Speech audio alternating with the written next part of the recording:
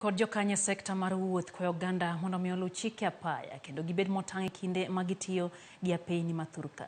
Gikoni e kinde ni oganda ikore ne nyasi mag giko mag higa, derepe nyaka koro bed motang' kendo giwere kod ng'we airititi ka yor duoko piny masiche mathoro wuok e giko higa. Kokoni ondamo ibiro kaw ne joma ketho chike apaya. Jatend obila mag apaya sub county Mathika Patrick Nyongesa okone derepe mondo mi riembo kagimer kendo kik gitem kalo nyamburko mantie mbele gi e kuonde konde kendo giwere kod lose simu seche mag riembo nyamburko.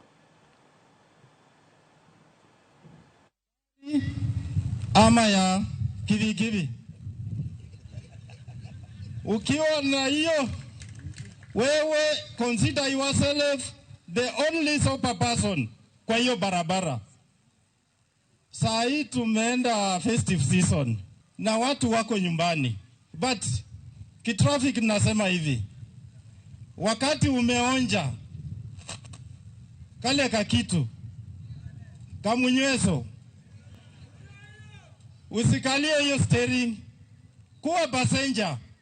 Tumepoteza maisha ya watu kwa hiyo njia, kwa sababu hata footballers saa hii tunaangalia ligi ya EPL wapi.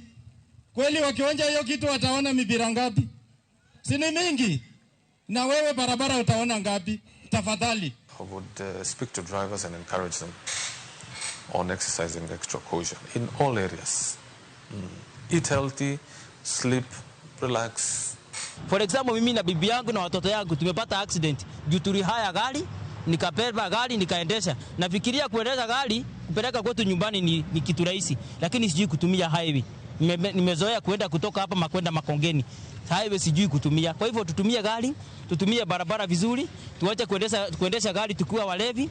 Ukihaya gari haya mpaka driver na uone mambo itakuwa vizuri na tutazuia hizi vifo zinakujanga wakati wa sikukuu. Jaratije maduong' mar Kenya Airports Authority